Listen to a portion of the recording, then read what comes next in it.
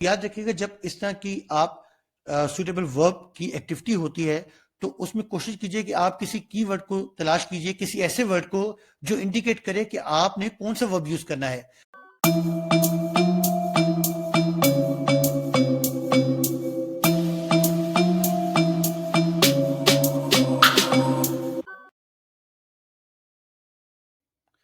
अस्सलाम वालेकुम।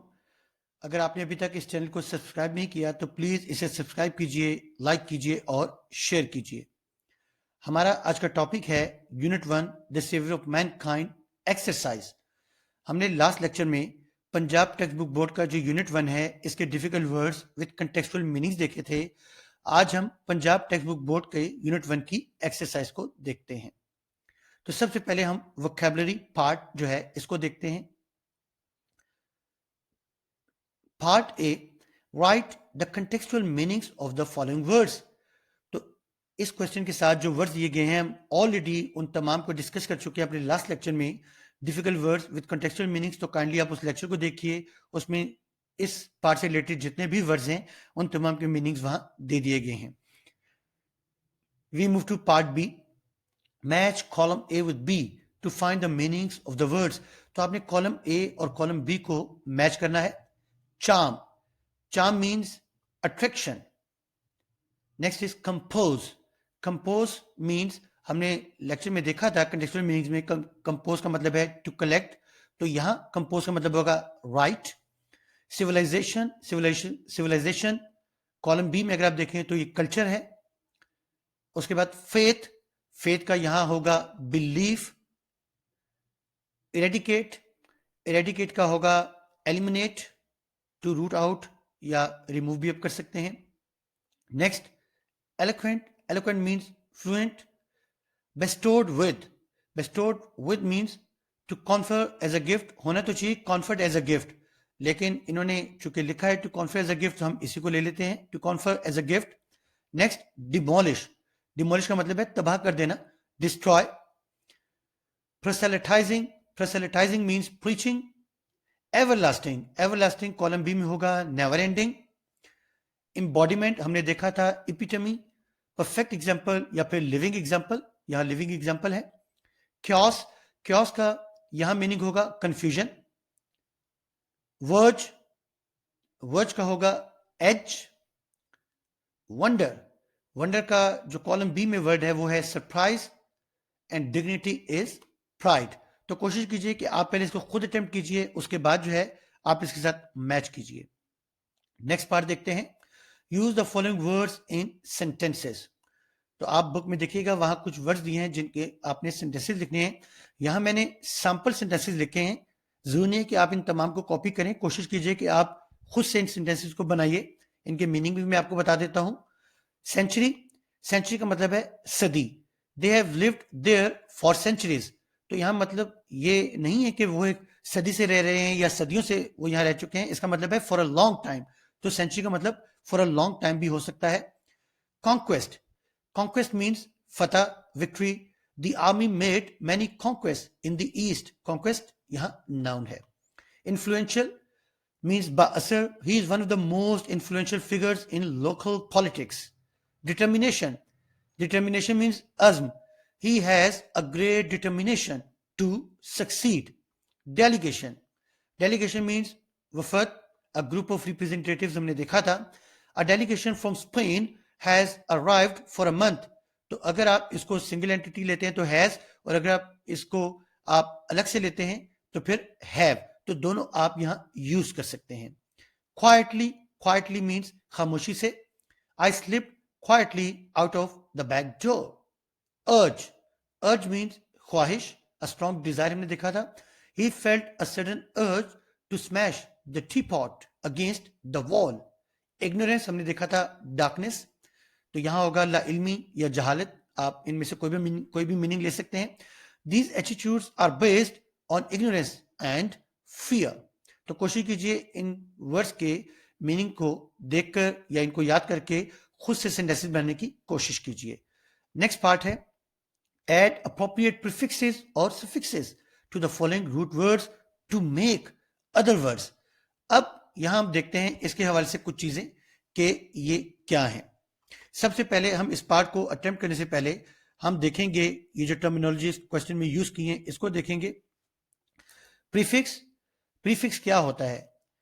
आप कोई भी लेटर या ग्रुप ऑफ लेटर जो है किसी वर्ड के पहले अगर आप लगा देते हैं उसका मीनिंग चेंज हो जाए, दैट इज कॉल्ड प्रीफिक्स। अभी हम देखेंगे इस क्वेश्चन में कि प्रीफिक्स क्या है।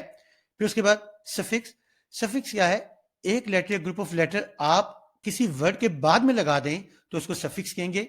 और अफिक्सेशन क्या है? फिक्सेशन का मतलब यह है कि ये जो प्रोसेस है, आप प्रीफिक्स लगाते हैं या सफिक्स लगाते हैं किसी भी वर्ड के साथ, तो दैट प्रोसेस इज कॉल्ड अफिक्सेशन। और रूट वर्ड, रूट वर्ड क्या होता है? एक ऐसा वर्ड जिसके साथ ना तो कोई प्रीफिक्स हो ना सफिक्स हो, बल्कि मोस्ट बेसिक पार्ट हो वर्ड का, that is called root word. जैसे हम देखते हैं यहाँ फर्स्ट एग्जांपल वन। वन एक रूट वर्ड है क्योंकि इससे पहले ना तो कोई हमने लेटर लगाया ना इसके बाद अभी तक कोई लगाया है। ये रूट वर्ड है, बेसिक वर्ड है। अब इसके बाद मैंने एक वर्ड लेटर लगा दिया या ग्रुप ऑफ लेटर्स लगा दिए, दैट इज कॉल्ड वननेस। अब वन के बाद मैंने नेस लगाया, ये जो नेस है इट इज कॉल्ड सफिक्स क्योंकि वर्ड के बाद है। और ये जो प्रोसेस है addition of suffix is called affixation, तो इस प्रोसेस को मैं अफिक्सेशन कहूंगा। अब जैसे बिलीफ है, ये भी एक रूट वर्ड है, ये तमाम रूट वर्ड्स हैं। अब इससे पहले और इसके बाद कोई भी अभी लेटर या ग्रुप ऑफ लेटर्स नहीं लगे, लेकिन अगर मैं बिलीव से पहले कुछ ऐड कर देता हूं तो जो मैंने लेटर या ग्रुप ऑफ लेटर्स ऐड किए हैं इसको आप प्रीफिक्स कहेंगे और इस प्रोसेस को अफिक्सेशन कहेंगे। Disbelief, parallel, unparalleled, prefix add कर दिया। जस्टिस, इनजस्टिस, यहां मैंने फिर एक प्रीफिक्स ऐड कर दिया। फ्लिंचिंग, अनफ्लिंचिंग, फिर एक मैंने जो है प्रीफिक्स ऐड कर दिया। नॉलेज, एक्नॉलेज, फिर प्रीफिक्स ऐड कर दिया। कंस्ट्रक्शन, कंस्ट्रक्शनल, या सफिक्स ऐड कर दिया। तो आप कोई भी जो वर्ड है उससे पहले भी कोई लेटर लगा सकते हैं, उसके बाद भी लगा सकते हैं, लेकिन वो एक प्रॉपर वर्ड होना चाहिए। तो ये है प्रीफिक्स, सफिक्स, अफिक्सेशन और रूट वर्ड। ये चार टर्मिनोलॉजीज को गौर से देख लीजिएगा। हम नेक्स्ट चलते हैं, दैट इज कॉल्ड ग्रामर। अब हम ग्रामर के जो कुछ क्वेश्चंस हैं उनको देख लेते हैं। Choose the correct adjectives. Adjective क्या है? Adjective is a word that describes a noun और प्रोनाउन। इसको हम डिस्क्राइबिंग वर्ड भी कहते हैं जो नाउन को डिस्क्राइब करता है। अब यहां ये 5 आपके पास सेंटेंसेस हैं जिनमें से आपने करेक्ट एडजेक्टिव्स को आइडेंटिफाई करना है। Ashfaq Ahmed was a dash writer, यहां देख लीजिए। तो इसका जो एडजेक्टिव है वो है फेमस। नेक्स्ट है this is a very dash seminar. तो कोशिश कीजिए कि इन तमाम जो ये जो क्वेश्चन है इसके तमाम पार्ट्स को पहले आप खुद से अटेम्प्ट कीजिए और उसके बाद इसके साथ मैच कीजिए। This is a very dash seminar, तो ये होगा informative. My mother becomes dash if I get home late. तो अब यहां क्या होगा? Anxious. It is dash to get the correct information from the university office. अब फिर ये चार ऑप्शंस हैं, तो इसमें से क्या होगा? एडवाइजेबल, यानी कि part A. Who is dash for this chaos, तो who is responsible for this chaos. Next part है find out 10 adjectives from the unit and use them in sentences. तो आपने एडजेक्टिव देख लिया, हमने आइडेंटिफाई भी कर लिया। अब आपने यूनिट में से खुद से 10 एडजेक्टिव्स कोई से भी आइडेंटिफाई करने हैं और उनको अपने सेंटेंसेस में आपने यूज करना है। तो हमने देख लिया कि सेंटेंस मेकिंग कैसे होती है और एडजेक्टिव्स क्या हैं। तो अब इन दो एक्टिविटीज के बाद आप कोशिश कीजिए कि इस एक्टिविटी को खुद से अटेम्प्ट कीजिए। हम नेक्स्ट क्वेश्चन की तरफ चलते हैं। Complete the sentences using the given verbs. ये कुछ वर्ब्स दिए हैं और सेंटेंसेस दिए हैं, आपने इनको कंप्लीट करना है इन वर्ब्स को यूज करके। तो यहां ये जो सेंटेंसेस हैं ये तमाम कंडीशनल सेंटेंसेस हैं।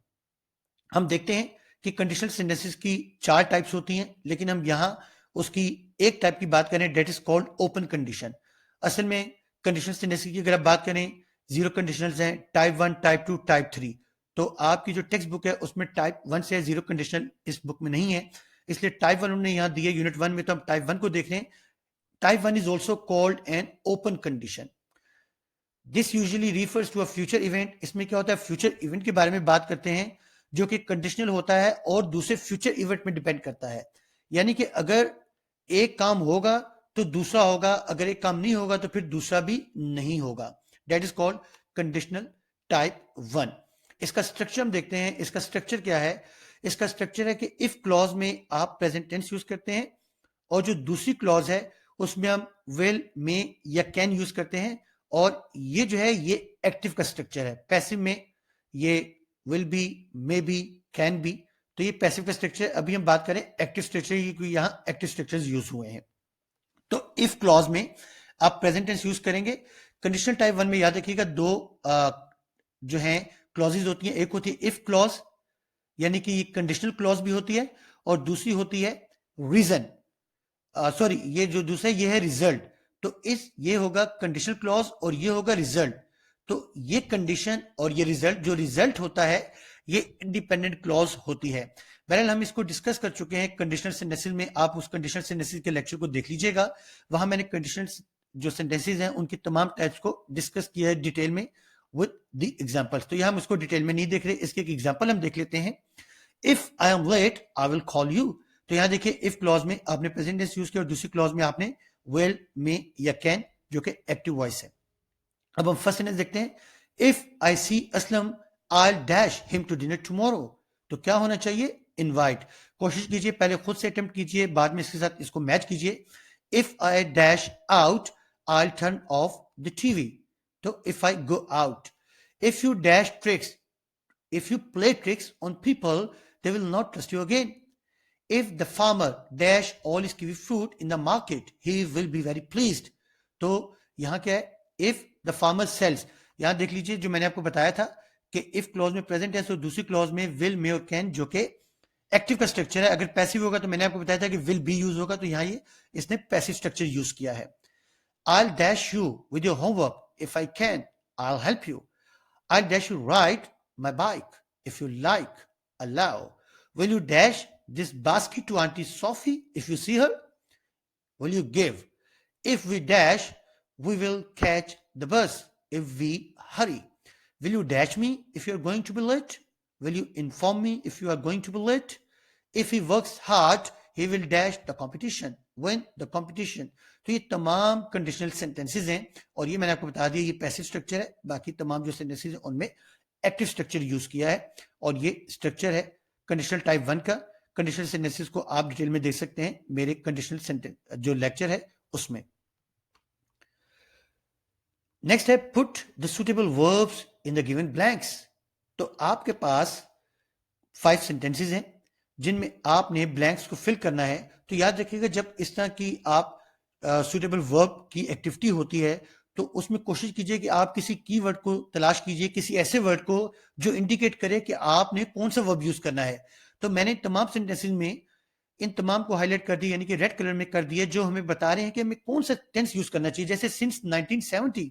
अब यहां अगर सिंस है तो ये इंडिकेट कर रहा है कि ये कोई परफेक्ट टेंस होना चाहिए या परफेक्ट कॉन्टिन्यूस टेंस होना चाहिए। तो वॉज और विल भी तो आ ही नहीं सकता क्योंकि सिंस है। अब या तो हैज बीन होगा या हैव बीन होगा। तो आई के साथ तो हैज बीन नहीं आता, आई के साथ हैव बीन आता है। इसका मतलब है कि यहां हैव बीन होगा।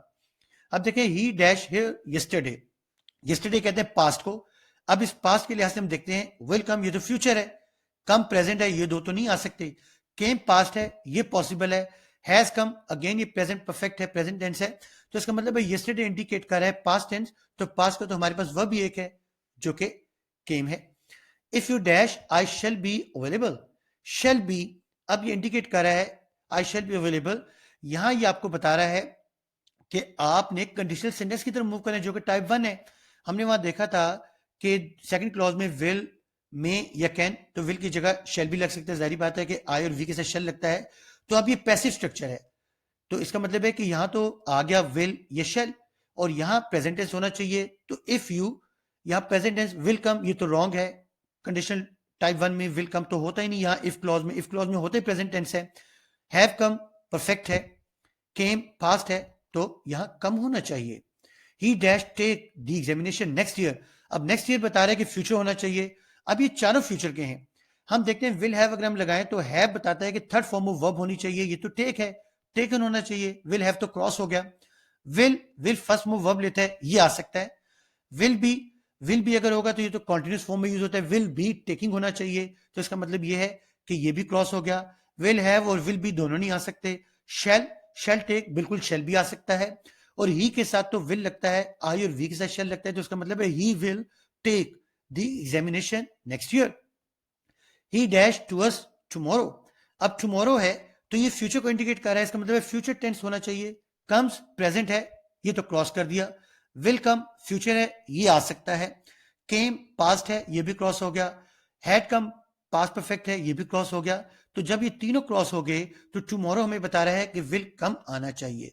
तो कोशिश कीजिए कि सेंटेंसेस में कीवर्ड्स को आइडेंटिफाई कीजिए। बाज औकात इस तरह के वर्ड्स नहीं भी होते जिससे हमें अंदाजा हो, लेकिन आप जब पूरे स्ट्रक्चर को पढ़ेंगे उससे गो थ्रू होंगे तो आपको मालूम हो जाएगा कि कौन सा वर्ब यूज करना है। तो बहरहाल मैंने आपको बता दिया है कि जब आप सुटेबल वर्ब जो है उसको आइडेंटिफाई करते हैं तो कैसे उसको करना है। कोशिश कीजिए कि आप देखिए कि उस सेंटेंस में क्या कोई ऐसा वर्ड है जो इंडिकेट करे कि आपको कौन सा वर्ब यूज करना है। तो स्टूडेंट्स, ये था आज का लेक्चर। आज के लेक्चर में हमने यूनिट 1 की एक्सरसाइज देखी।